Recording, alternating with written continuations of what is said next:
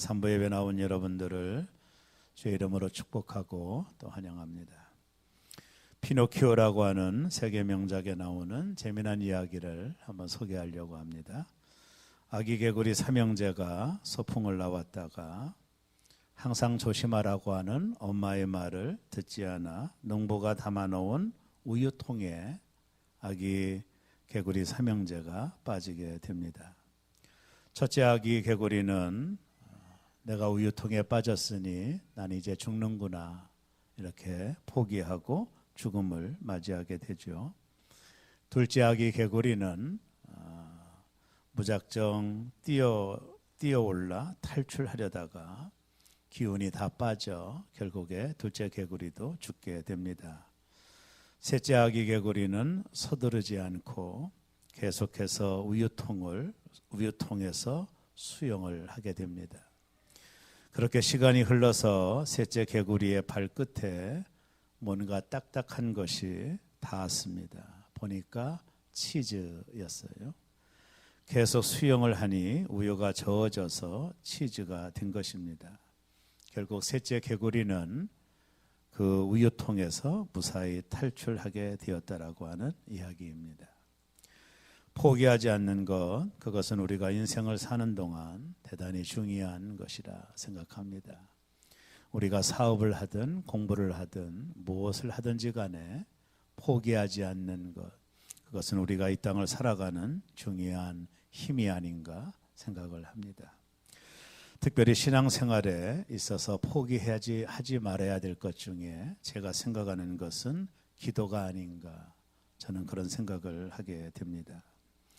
왜 우리가 기도를 포기하지 말아야 될까요? 그것은 우리가 하나님의 약속을 붙잡고 기도하기 때문이죠.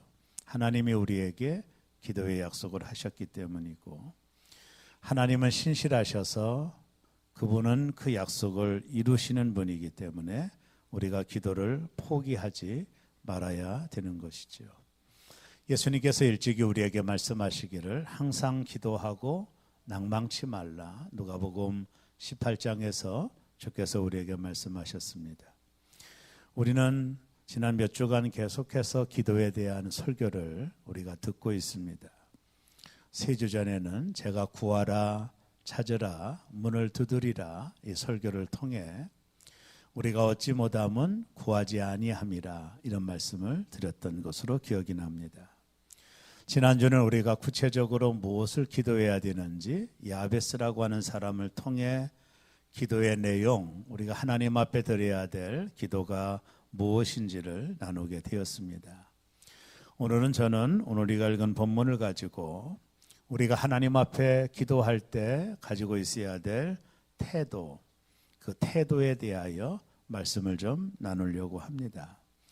오늘 제가 말씀드리고 싶은 이 말씀의 중요한 주제는 포기하지 않는 기도라고 하는 내용입니다. 로버트 슐러 목사님이 기도 응답에 대해 아주 이런 중요한 말씀을 하셨는데요. 하나님께서 우리의 기도에 응답을 하시는데 먼저는 우리 기도가 하나님의 뜻에 맞으면, 하나님은 뜻에 맞지 않으면 하나님은 노, 아니요 라고 말씀하신다라는 거예요. 그래서 로버트 슐러 목사님은 노라고 하는 것도 기도의 응답이다 이런 말씀을 하셨습니다. 또 너무 급한 성도에게는 하나님께서 슬로우 이렇게 응답하신다라는 거예요. 천천히 하나님께서 그의 응답을 들어주신다라는 거죠. 또 아직 신앙이 어린 성도에게는 글로우 이렇게 말한다고 그러시죠. 즉 자란 다음에, 성장한 다음에 하나님께서 응답하신다라고 말씀한다라는 겁니다. 이제 모든 것이 준비된 성도에게는 yes 그리고 go 이렇게 하나님이 응답하시며 이제 됐다라고 하나님께서 우리의 기도에 응답하신다. 우리가 하나님 앞에 드리는 기도가 이렇게 다양한 방법으로 우리의 기도에 하나님이 응답하신다라는 말씀을 하셨습니다. 문제는 뭐냐면 우리의 기도가, 기도의 응답이 늦어질 때 우리는 어떻게 해야 되나 하는 생각을 하게 되는 것이죠. 아브라함은 하나님께서 아브라함을 부르셨을 때가 75세의 나이입니다. 하나님은 아브라함에게 자식에 대한 약속을 하셨습니다. 그때 아브라함은 자식이 없는 사람이었어요. 너의 자식을 통해 큰 민족을 이룰 것이라고 하나님이 약속하셨는데, 하나님이 약속한 이 약속이 언제 이루어졌느냐 하면 25년이 지난 다음에 아브라함의 나이 100세 때 아브라함은 자식을 얻게 됩니다. 우리는 이런 스토리를 보면서 왜 하나님은 굳이 25년의 시간을 허락하셨을까? 아브라함을 선택하셨을 때, 그를 부르셨을 때 자식을 주면 안 되는 일이었나, 이런 생각을 좀 하게 되죠. 왜 하나님은 25년이 지난 후에 아브라함에게 자식을 주었을까? 한번 생각해 볼 만한 주제라고 봅니다. 엘리야가 바알과 아세라를 믿는 사람들과 영적 전쟁을 치를 때, 그가 갈멜산에서 하나님 앞에 기도할 때 하나님은 엘리야의 기도에 7번째 응답하셨습니다. 첫 번째도 아니고 두 번째도 아니고 7번째 엘리야가 하나님 앞에 간절히 기도할 때 하늘문이 열리고 비가 내렸죠. 왜 하나님은 7번의 시간을 두셨을까? 하나님의 능력은 충전되는 것인가? 이런 생각할 수 있죠. 여리고 성을 무너뜨린다고 주님 말씀하셔서 여리고 성을 돌라 하셨을 때 왜 하나님은 6일째, 왜 하루에 돌 때 무너지게 하지 아니하시고 6일 동안 돌게 하셨을까? 하나님의 능력은 시간이 필요한 것인가? 이런 궁금증을 갖게 되는 것이죠. 더군다나 왜 하나님께서 예수님은 항상 기도하고 낭망치 말라 하실까? 이런 말씀은 우리에게 어떤 교훈을 주고자 하는 것일까? 이런 생각을 기도자인 우리가 하게 되는 것입니다. 빨리 응답해 주시면 낭망할 필요가 없지 않습니까? 하나님이 속히 응답하시면 낭망할 필요가 우리에게 없지요. 그러나 예수님은 항상 기도하고 낭망치 말아야 된다라는 말씀을 하신 의도가 무엇인가 우리는 궁금한 것입니다. 우리가 이 땅을 사는 동안에 신자로서 기도하죠. 신자의 특권 아닙니까? 우리가 드리는 기도는 대상이 있는데 하나님이시라는 거죠. 이 땅의 모든 종교는 기도의 대상이 불확실한 겁니다, 실은요. 그러나 우리는 천지만물을 창조하신 하나님, 능력이 많으신 하나님 앞에 기도를 하는데, 하나님께서 우리의 기도에 응답이 없으실 때, 우리의 기도가 늦어질 때, 그때 우리는 어떻게 해야 되나? 이게 아주 중요한 주제일 수 있죠. 우리가 간절히 하나님 앞에 기도해도 하나님이 늦게 응답하시거나 혹은 응답하지 않으실 때 우리는 그 시간을 어떻게 생각해야 되는지, 이것도 중요한 주제가 아닌가 생각하게 되는 것입니다. 저는 면도할 때 전기 면도기를 씁니다. 급할 때 좀 유용한 면도기라고 봐요. 제가 산 면도기의 사용 설명서를 가만히 보니까 거기에 이렇게 써 있습니다. 이 면도기를 쓰려면 8시간 정도 충전해야 된다. 8시간 정도 면도기를 충전해야 그 면도기를 효과적으로 사용할 수 있다라고 하는 사용 설명서입니다. 그렇다면 8시간 충전되는 동안은 아무 소용이 없는 낭비의 시간일까요? 그런 것 같지는 않아요. 우리가 8시간 면도기를 충전하는 그 시간, 8시간의 시간은 의미 없는 시간일까요? 그렇지는 않죠. 그 시간이 필요한 거죠. 충전의 시간이. 그래서 면도기를 전기에 충전하는 그 시간부터 의미 있는 시간이 되는 거예요. 이건 기도에 아주 놀라운 의미를 담고 있는데요. 기도는 제가 볼 때 충전과도 같은 것입니다. 기도를 시작하는 순간 하나님의 응답의 역사는 시작된 것이죠. 그죠? 그러나 그 응답은 충전이 다 된 후에 비로소 내게 온다, 이렇게 말할 수 있어요. 충전의 시간이 필요한 것이죠. 기도 시간은 허비되는 시간이 아닙니다. 응답을 충전하는 시간이다. 저는 그렇게 봐요. 우리가 하나님 앞에 기도할 때 응답이 좀 늦더라도 소용이 없는 시간을 보내고 있는 것은 아닙니다. 저의 경험을 가지고 보면 결코 그렇지 않아요. 그래서 어떤 목사님은 기도는 충전이다. 충전이 되면 언젠가 사용할 수 있다라는 거예요. 그러나 그 충전의 시간을 무의미한 시간이라고 말할 수는 없는 거예요. 그래서 기도는 충전이다. 충전이 다 되면 면도기를 사용할 수 있듯 하나님의 역사는 시작되는 거예요. 우리 옆에 계신 분들에게 충전하고 계십니까? 물어보세요. 충전하고 계십니까?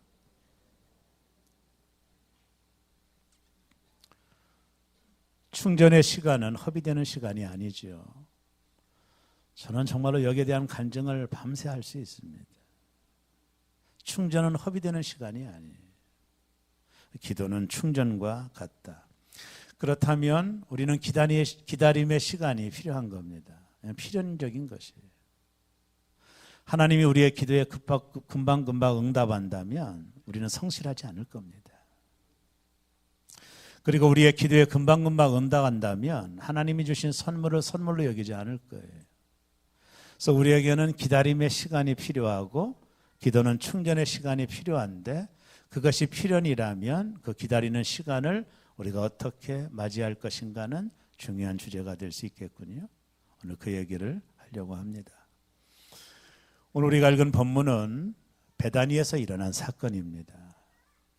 이 베다니는 예루살렘으로부터 동쪽에서 여리고로 내려가다 보면 한 3km 정도 그곳에 있는 작은 마을이에요. 이게 베다니라는 마을인데 베다니가 유명한 이유는 여기에 예수님이 아주 사랑하는 사람들이 살고 있었어요. 그게 누구냐면 나사로와 그의 자매들, 나사로, 마리아, 마르다가 이 베다니에 살고 있었습니다. 성경 사복음서를 구체적으로 보면 예수님은 사역의 현장에서 이 베다니로 자주 내려가셨어요. 왜냐하면 나사로의 집을 의도적으로 가셨어요. 주님은 이 집을 자주 방문했습니다. 사역에 고담이 있을 때, 힐링이 필요할 때 예수님은 변함없이 이 집을 방문하셨어요. 이게 사복음서에 자주 나오는 스토리입니다. 더군다나 이 집을 방문할 때마다 극진한 대접을 받으셨습니다. 우리 아시죠? 마르다는 예수님이 자신의 집에 올 때마다 최선을 다하여 주님을 대접해 드렸어요. 오늘 예수님이 이 집에 왔을 때 동생 마리아는 자신의 옥합을 깨뜨려 예수님 발 앞에 붓고 주님 앞에 존경을 표현했습니다. 나사로는 예수님 가까이 주님이 말할 정도로 그는 주님의 친구였어요. 쉽게 말하면 이 나사로의 가정은 예수님과 요즘 말로 말하는 대로 절친입니다. 주님이 위로가 필요했을 때 인간적인 모습이 있었기 때문에 인성을 가지고 계신 그분이 마음의 위로가 필요할 때는 언제나 베다니를 방문하시어 이 남매가 사는 집을 즐거이 가셨어요. 주님은 그 집에서 힐링을 얻으신 것 같아요. 사복음서를 연구하다 보면 그런 것들이 드러납니다. 근데 이 가정에 어느 날 문제가 생겼습니다. 가장떡이었던 나사로가 병으로 죽어가는 거예요. 여러분이 남매들이 아버지와 같은 오빠의 죽음 앞에 얼마나 당황했을까 한번 상상해 보십시오. 그리고 이분들은 예수님의 능력을 알아요. 죽은 자도 살리고 안진뱅이도 고치고 중풍병자도 고치는 예수님이 하나님이심을 알았던 이들이 오빠가 죽어가는 현장을 바라보며 사람을 보냅니다. 빨리 오셔서 우리 오빠를 고쳐달라고 사람을 보내요. 이들은 기대했을 겁니다. 예수님은 모든 일을 젖혀두고 오실 것이다. 그만큼 주님과의 관계가 있는 거예요. 주님도 이 가정을 사랑했습니다. 누구보다도 사랑했습니다. 그렇기 때문에 나사로가 죽어가는 것을 통보했을 때 이 통보를 받자마자 예수님은 급하게 오실 줄로 알았어요.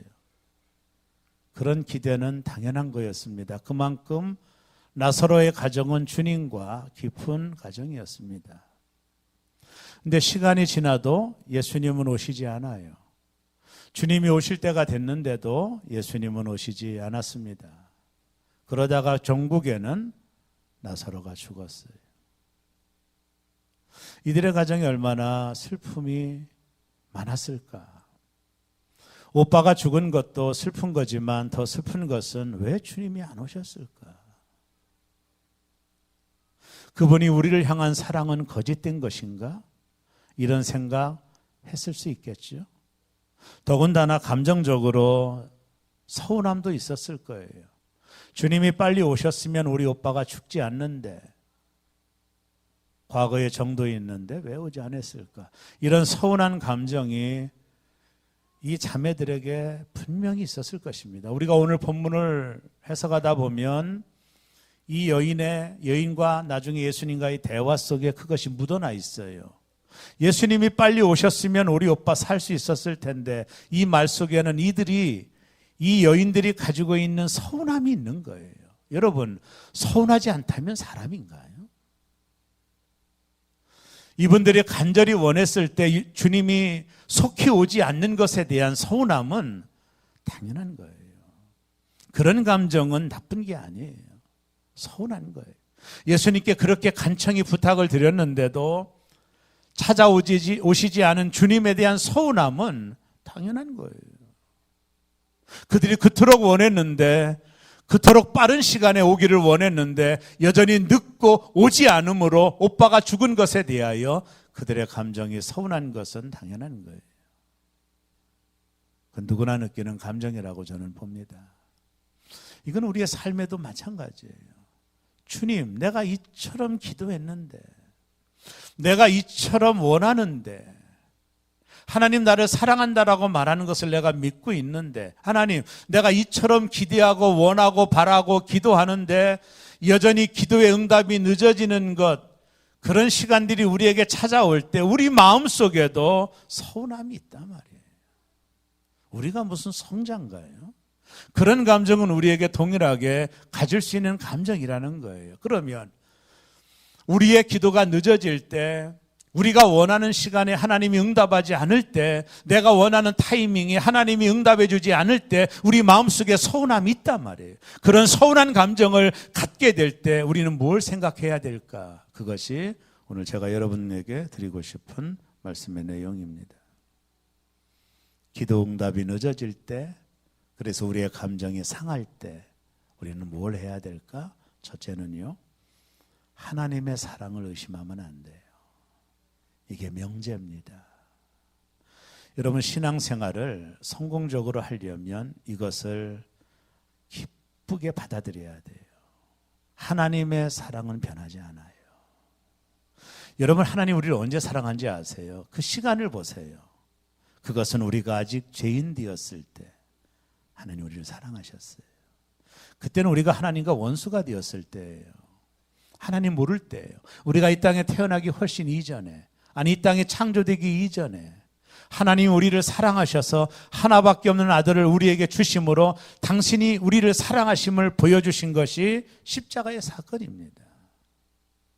하나님의 사랑은 조건적인 사랑이 아니에요. 그런 면으로 우리가 이 땅에 태어나서 우리가 하는 꼴을 보고 하나님 우리를 사랑한 것이 아니라, 우리가 죄인 되었을 때에, 우리가 하나님과 원수로 살았을 때에 하나님은 이미 우리를 사랑하신 거예요. 하나님의 사랑은 조건적인 사랑이 아닙니다. 하나님 우리가 뭘 하는 걸 보고 사랑하는 사랑이 아니에요. 하나님의 사랑은 아가페의 사랑입니다. 하나님의 사랑은 무조건적인 사랑입니다. 하나님의 사랑은 결코 조건적인 사랑이 아닌 것이에요. 우리가 이 땅을 살아가는 동안에 영원히 붙들어야 될 말씀입니다. 하나님의 사랑은 무조건적인 사랑입니다. 하나님 우리의 어떤 태도에 따라 당신의 사랑을 표현하는 게 아닙니다. 우리가 어떻게 살아가느냐에 따라서, 우리의 행동에 따라서 당신의 사랑이 요동치는 사랑이 아니에요. 하나님의 사랑은 무조건적인 사랑이에요. 하나님의 사랑은 변하지 않아요. 하나님의 사랑은 우리의 태도에 따라 바뀌는 요동치는 사랑이 아니에요. 하나님 우리가 죄인 되었을 때, 우리가 하나님과 원수로 되었을 때 이미 우리를 위하여 하나밖에 없는 아들을 십자가에 죽이심으로 당신이 우리를 얼마나 사랑하는지를 보여주신 것입니다. 그 사랑은 조건적인 사랑이 아니라 무조건적인 하나님의 사랑인 것이에요. 우리가 기도하여 하나님이 응답이 없을 때 서운한 감정이 들죠. 그 감정이 어디까지 미치느냐 하면, 하나님이 나를 사랑하지 않나 봐 라고까지 미치는 것은 이게 큰 무례입니다.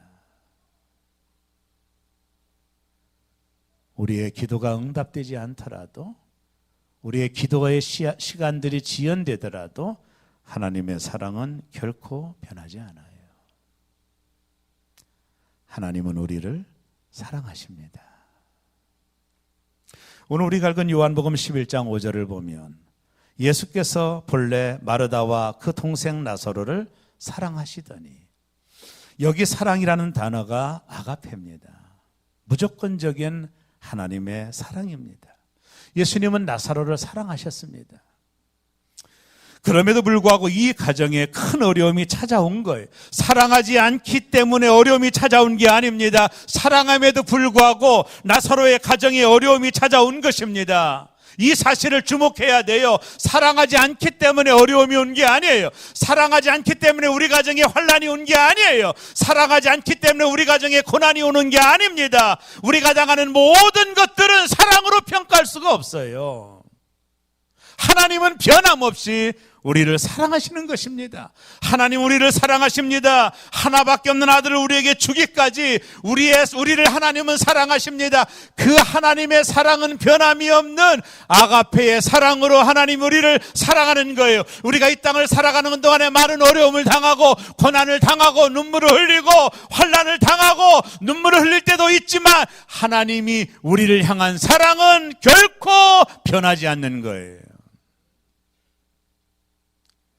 우리가 신앙생활에 감정이 상하는 이유가 뭐예요? 하나님이 나를 사랑하지 않는 것이라는 생각 때문이에요. 그러나 하나님의 사랑은 결코 변하지 않아요. 내가 어떤 태도에 따라 당신의 사랑이 요동치지 않아요. 그분은 이미 나를 사랑하기로 결정하신 분이에요. 여러분과 제가 어떠한 경우에 있든 어떠한 상황을 만나 어떠한 삶을 살든 하나님의 사랑을 변화시킬 수 없는 거예요. 이것이 하나님의 사랑입니다. 바울 사도가 이것을 분명히 고백을 합니다.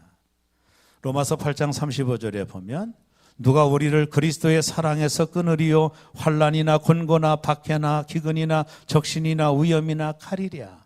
그 어떤 것도 바울을 찾아왔던 수많은 환난, 고난, 비웃음, 욕, 원망, 불평 이런 것들의 삶의 한복판에서 그런 것들이 하나님의 사랑에서 나를 끊을 수 없다라고 말해요. 그리고 나서 37절에 그가 이렇게 말합니다. 그러나 이 모든 일에 우리를 사랑하시는 이로 말미암아 우리가 넉넉히 이기느니라. 나를 사랑하시는 하나님 때문에 내가 이 모든 것들 속에서 넉넉히 이길 수 있다라고 고백하고 있는 거예요. 우리가 이 땅을 살아가는 동안에 수많은 어려움이 옵니다. 수많은 고난이 옵니다. 수많은 환난이 옵니다. 수많은 비웃음이 옵니다. 수많은 넘어짐이 옵니다. 병이 들 때도 있습니다. 고난을 당할 때도 있습니다. 우리가 당하는 이 모든 것들이 하나님의 사랑에서 나를 끊을 수 없습니다. 내가 이 땅을 살아가는 동안에 날마다 승리하는 이유는 뭐냐면 하나님의 사랑 때문에 내가 넉넉히 이길 수가 있는 것입니다.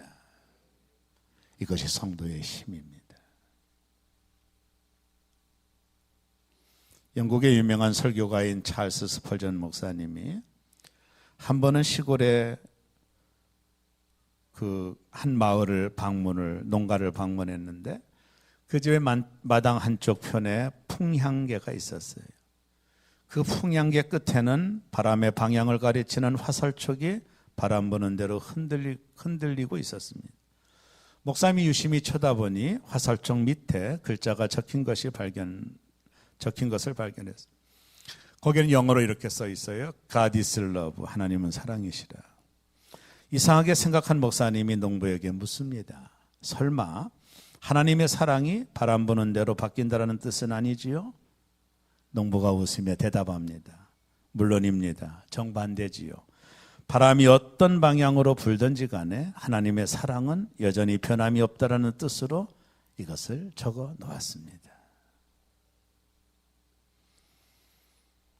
우리의 삶에 고통과 어려움이 찾아와도 그 하나님의 사랑이 나를 이기게 하는 거예요. 어떤 환난이 와도 하나님의 사랑에서 나를 끊을 수 없어요. 어떤 고난이 와도 그 하나님의 사랑에서 그런 것들이 나를 끊을 수 없어요. 그 하나님의 사랑이 나를 넉넉히 이기게 하는 거예요. 내가 하나님 앞에 기도할 때 응답이 늦어지더라도 당신의 사랑이 변한 게 아니에요.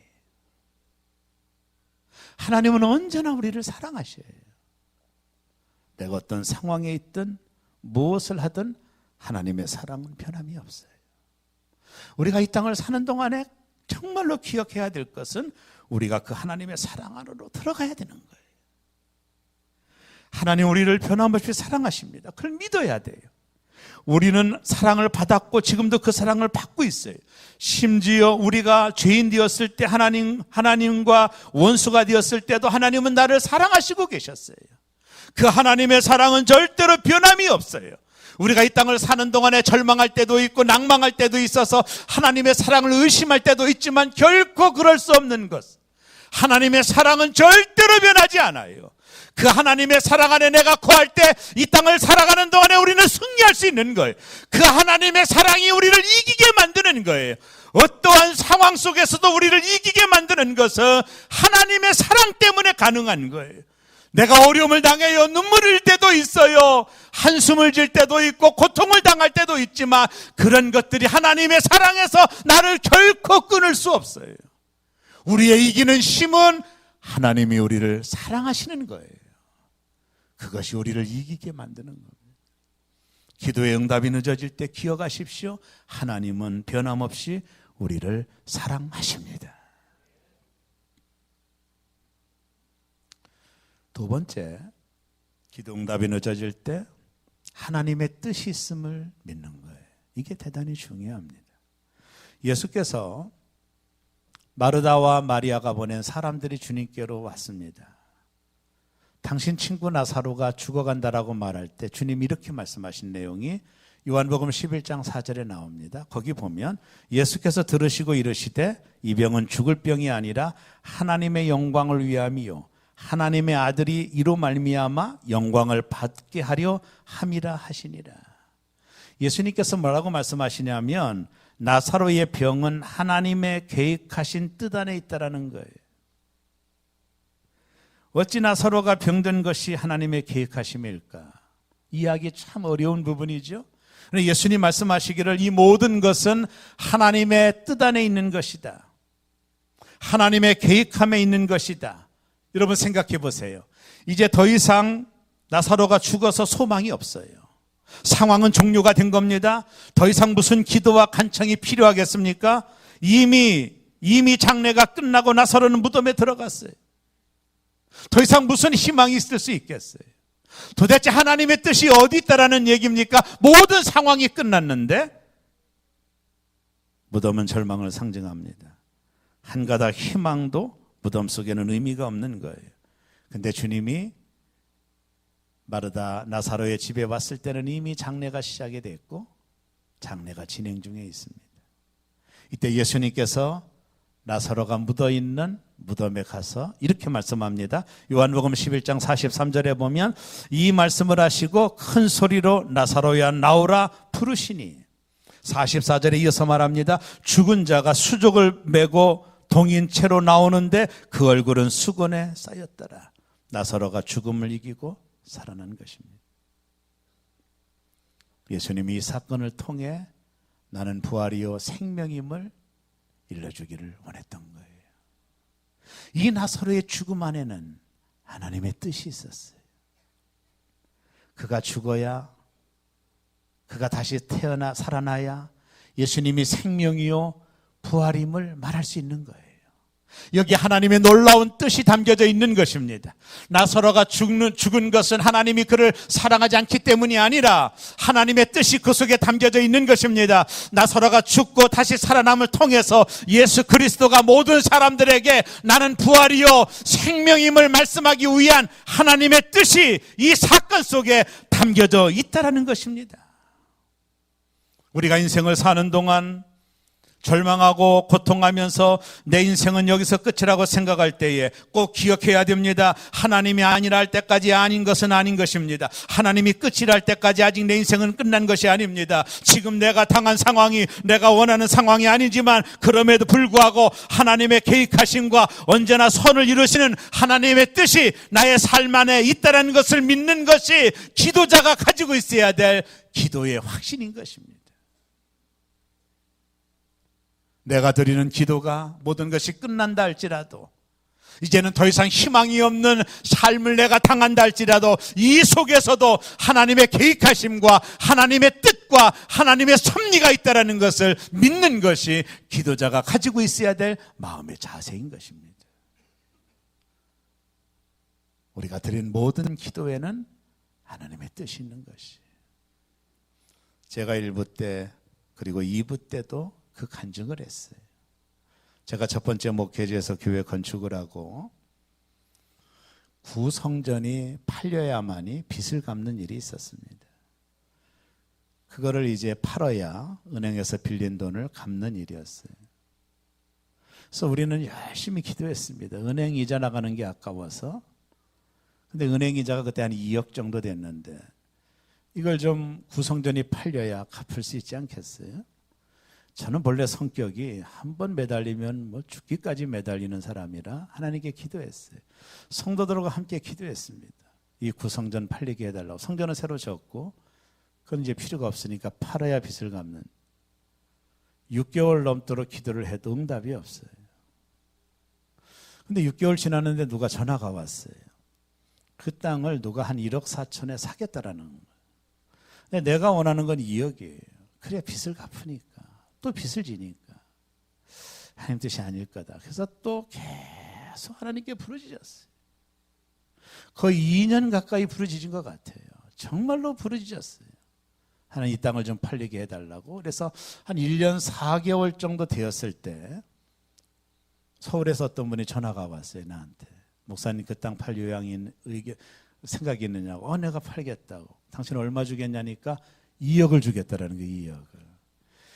그때 그 당시 그 땅이 그렇게 줄 땅이 아니에요. 그때 그 시세가 있지 않습니까? 옆에 팔린 땅의 시세가 있는데 이분이 자기가 공장을 지어야 되는데 그 땅이 우리 땅이 바로 출입문이 된대요. 그래서 그 땅을 사고 싶다고 그래서 그 땅을 2억에 우리가 팔아서 빚을 갚았던 기억이 납니다. 여러분, 우리의 기도에는 하나님의 뜻이 있는 거예요. 그걸 기다리는 게 믿음이에요. 실은. 하나님의 뜻이 있는 거예요. 우리가 하나님 앞에 드릴 때 이 기도 속에 하나님의 뜻이 있는 것, 우리가 기도에 응답이 늦어질 때 절망하지 않는 이유가 뭐냐면 하나님의 뜻이 있는 걸 믿는 거예요. 더 좋은 뜻이 있는 걸 믿는 거예요. 더 귀한 뜻이 있는 걸 믿는 거예요. 이게 기도자가 가지고 있어야 될 마음의 태도입니다. 우리에게 향하신 여호와의 계획하심이 크고 크도다 크시도다 크고 크도다 크시도다 하십니까? 우리가 하나님 앞에 드리는 기도에 하나님은 내가 드리는 기보다 더 귀한 뜻이 있음을 믿으시기를 주의 이름으로 축복합니다. 이것이 기도하는 자가 절망하지 않는 이유입니다. 하나님이 놀라운 뜻을 가지고 계신 것입니다. 더 귀한 뜻, 더 풍성한 뜻이 나에게 있음을 믿는 것이 기도자가 가지고 있어야 될 마음의 태도인 것입니다. 세 번째, 기도응답이 지연될 때 하나님을 끝까지 신뢰하는 것입니다. 예수께서 남매의 집에 도착했을 때 이미 나사로는 죽었습니다. 무덤에 들어갔죠. 상황 끝난 거예요. 더 이상 간청할 필요도 없어요. 이미 죽었습니다. 더 이상 기도할 필요도 없어요. 이미 시체가 된 것입니다.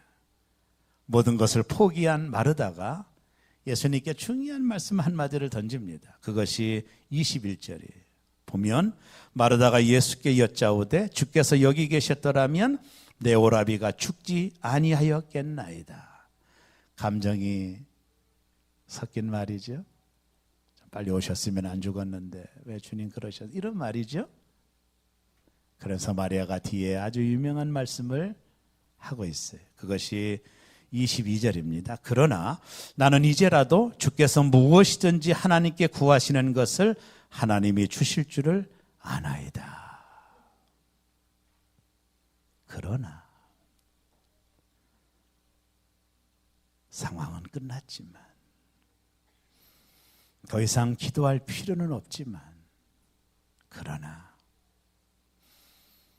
예수님이 하나님께 기도하면 지금도 하나님이 응답하실 줄로 나는 믿는다라는 거예요. 여기에 중요한 마르다의 신앙 고백이 있는 거예요.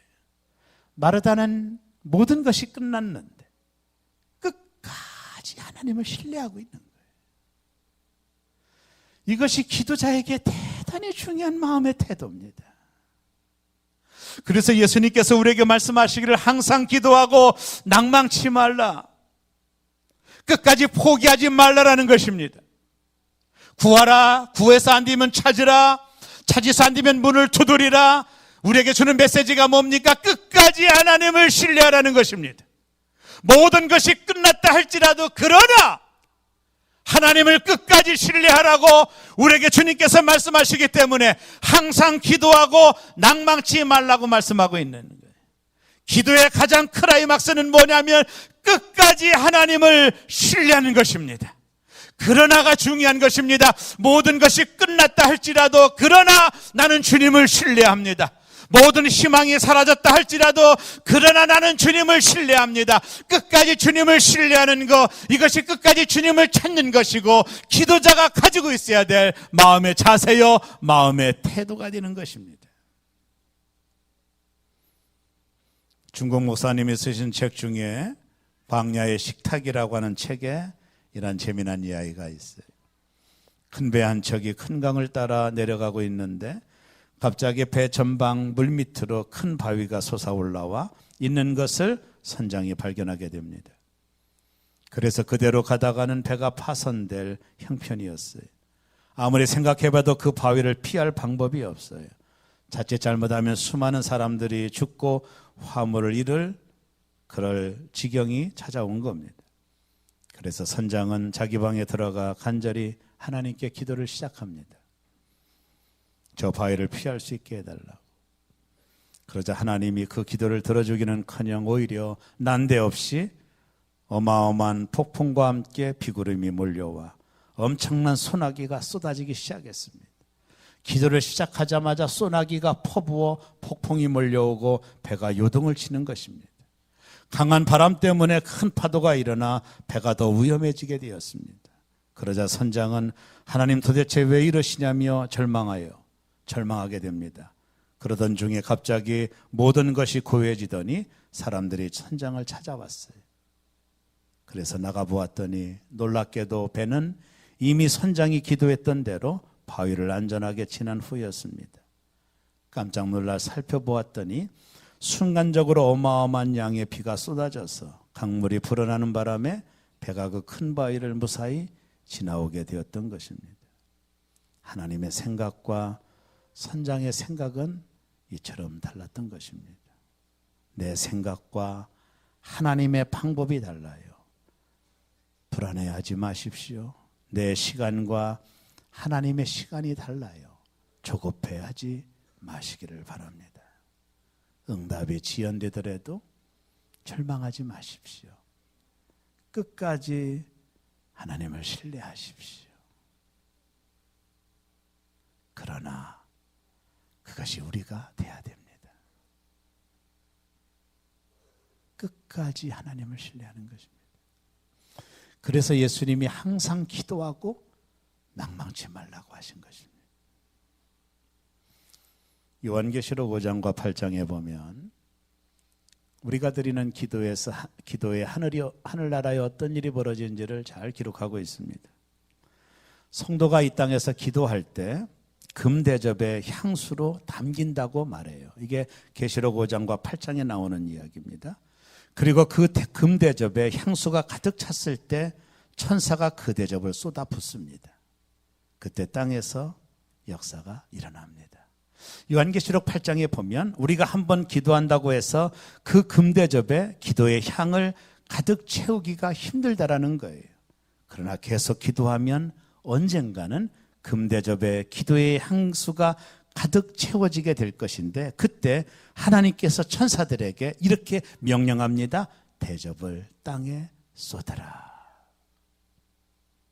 그러자 비로소 땅에서 응답의 역사가 일어났습니다. 용인에 여름에 에버랜드를 가보면 재미난 게 있어요. 아이들이 몰려있는 곳이 어디냐면 큰 바가지 같은 해골 바가지인가요? 거기에 저기서 물이 채워져요. 이 바가지에 물이 채울 때까지 기다리는 거예요. 밑에서 아이들이 이렇게 떨어지기를. 바가지에 물이 채워져서 이제 가득 채워지면 그 채워지는 힘 때문에 바가지가 뒤집어져요. 그럼 폭포수와 같은 물이 팍 떨어집니다.